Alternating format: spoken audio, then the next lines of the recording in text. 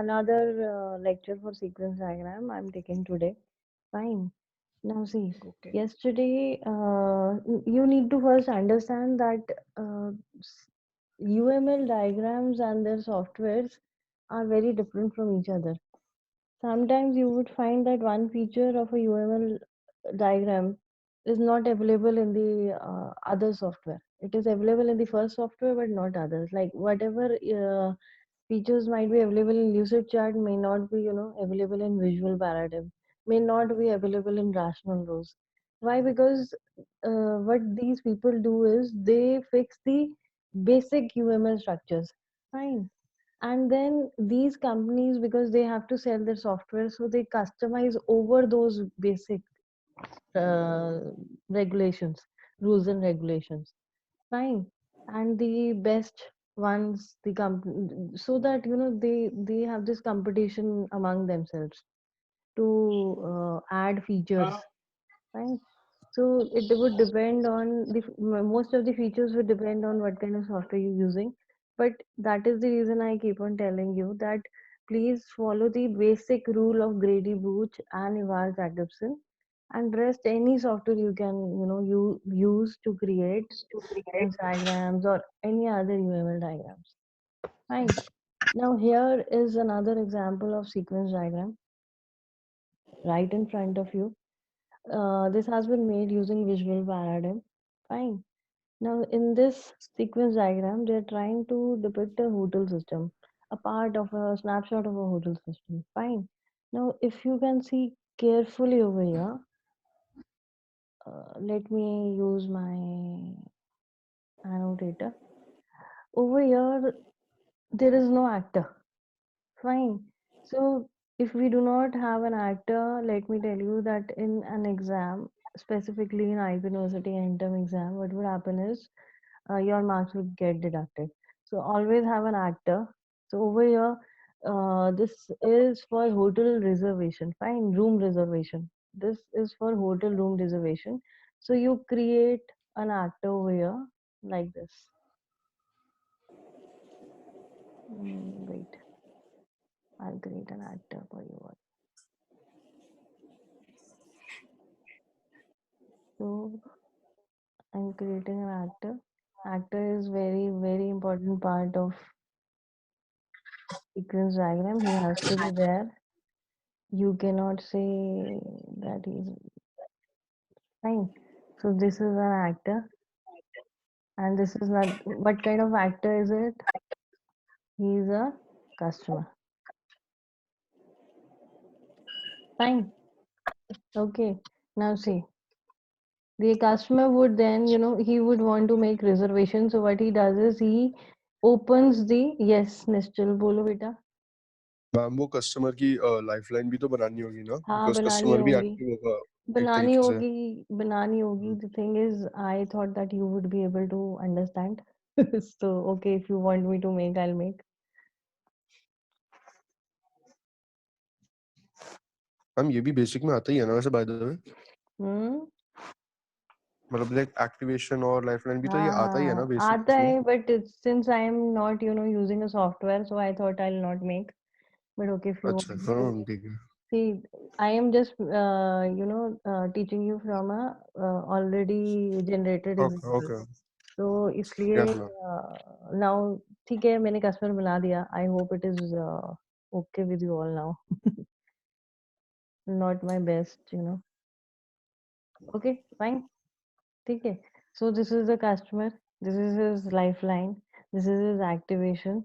Activation तभी use करेंगे जब कोई मैसेज आएगा. ठीक है. अब मैसेज जो है यहाँ से यहाँ जाएगा. Because why the customer wants to, what he wants to do is he wants to reserve a room or reserve rooms in the hotel. Fine. So this is nothing but interface object. Fine. Now over here they are not drawing it in the form of an object. In such softwares, what you need to do is you use the rectangular box, you write the name of the interface object, and when you take the printout using a pen or a pencil, you draw the object over here. Fine. For example, later this is the kind of work I'm I am wanting you to do later on.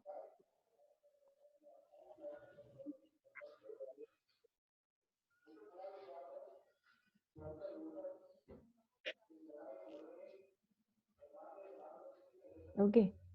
So if the object is not available, you need to draw it. Why? Because you need to tell the examiner that yes, you know the concept of these three objects being used in sequence diagram. Fine. Similarly here. Uh, Now over here, I don't think I'll be able to create. Fine. So one arrow has to be created.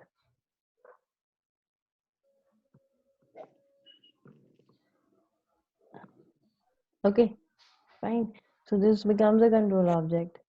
And then the last one is what? Last Entity. one is what? Entity Entity. object. Yes. Last one is entity object. So if the software does not allow you to create these objects, you need to create them using a pen or a pencil later on when you take printouts.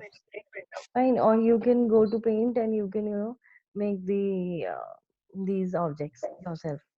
Now, it must be much clearer now that window UI is nothing but an interface through which the customer would put his, queries and his data inside, and through which he would be able to see system generated messages. For example, rooms not available, or rooms have been confirmed, so on and so forth. Now, this is nothing but a control object. Control object is a part of control class. And what does a control class do? It is responsible for the processing of the data. Fine. Data. So, yeah, data. So, a chain colon total chain. What is a chain? What is a chain over here? Guys, whoever's parents are talking in the background, please mute कर दो. Parents जिनके बात कर रहे हैं mute कर दो. Fine. Now, a chain colon hotel chain. A chain stands for what? A chain is a object of hotel chain class. Fine. Window over here is an object of UI class. A hotel is a object of hotel class. Fine. Now, hotel chain is a control object. Control con control class object. Fine.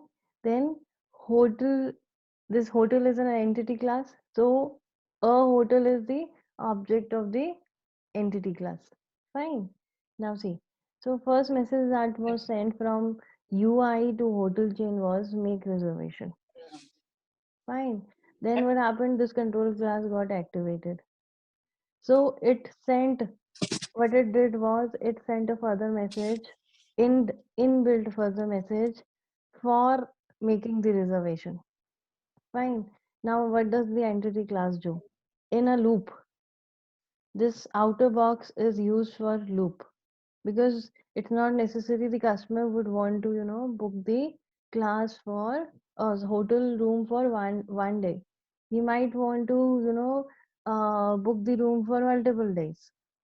So where for each day, for each day, the room is being reserved. This is a self message. This is not being shown to the customer. It is just a self message that is being used by the entity class in order to, in order to, guys, please mute. I will mute you all. Wait.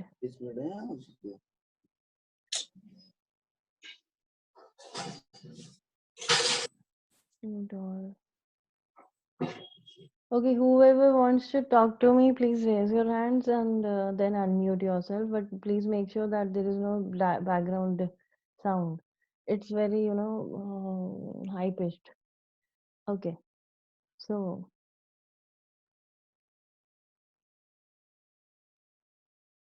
okay, where was I?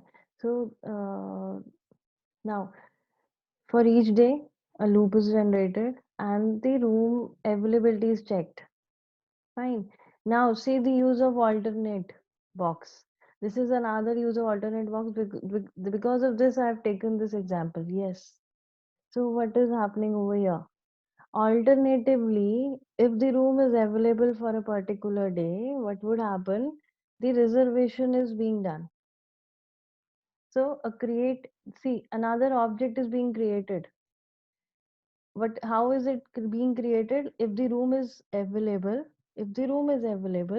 then what is happening? The object, the class reservation is being instantiated. Fine, yes. And its object is being created.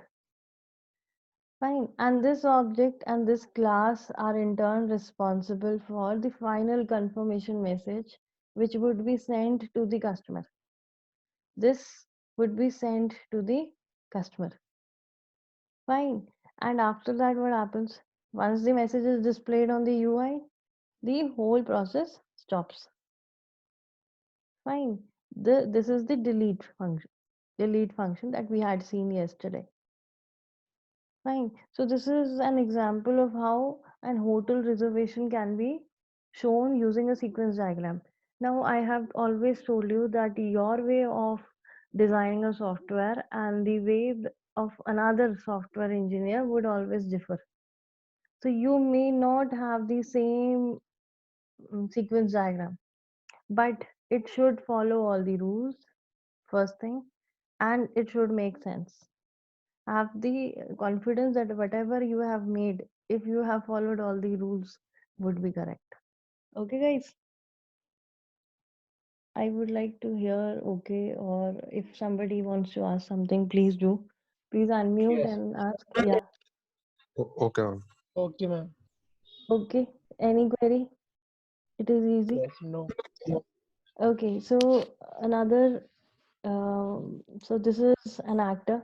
Okay, I will delete these now. Notations that I've drawn. See, UML is very easy once you understand the rules and regulations that govern it. उसमें है नहीं कुछ.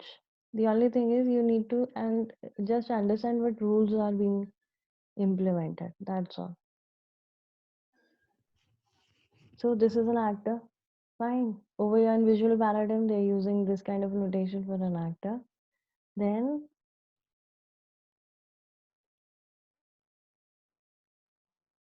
then this is a lifeline. Fine. It tells us for how long the actor is active in the software. Activation tells us when the messages are going to be transmitted. Yes, thank you. Call messages we had seen yesterday. Now they are only having two types of messages. One is a call message which they are using. Now they are not, very specific about whether it is an asynchronous or a synchronous message. Fine. They say if it is a synchronous message, immediately after that you use the return message. And if it is an asynchronous message, then you do not have this return message immediately from the receiver side to the sender side. If you remember yesterday, we discussed this. Then a self message. Now see, self message is this loop, self loop. Now visual paradigm has a feature through which they are able to differentiate between a self message, which the system sends to itself, and a recursive message. Now this is not there in all the other softwares. Lucidchart doesn't have this.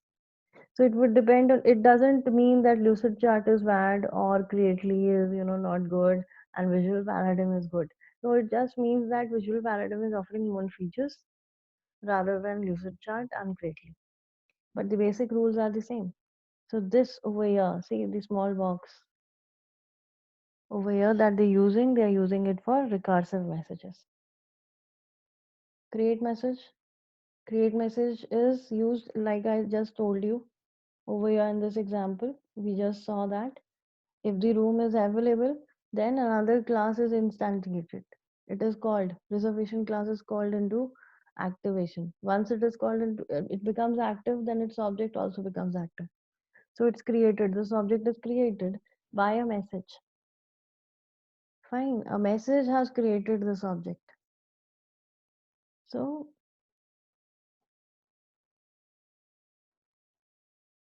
Where were we? Yeah. So create message. Then destroy message. Yes. You can destroy an object also through a destroy message. What it does is it ends the lifeline of the object in question that we have just seen over here. Complete, once the reservation is complete, the UI class ka Windows object is destroyed. Why? Because the screen is now closed by the customer because the work that he wanted to do, reserve the hotel for so and so days, is over. Fine. So sequence diagram doesn't have a lot of difficult things. All you need to know is that certain rules are there. You need to implement those rules. And if you keep in mind the three objects, interface object, control objects, and entity objects, you would not have a lot of problem with sequence diagrams. Fine. Now see, they have another feature, duration message. Duration message generally is not there in all sequence diagrams. इवाल जैकब्सन के basic या proposal में this duration message was not there. But duration message is only used for telling how much time has been, spent when one message has been sent and its reply or it has been received by the other side. Fine. It shows the distance between two time instants. So this is delta t1 and maybe this is delta t2. Fine. Notes. You can create notes for your users so that or for your supervisors, because once you create the sequence diagram, you would want to get it verified by someone. So if you have put certain conditions there, you can write it in a note. Notice notice there under which tool? Annotation. Which tool? Annotational tool. Fine.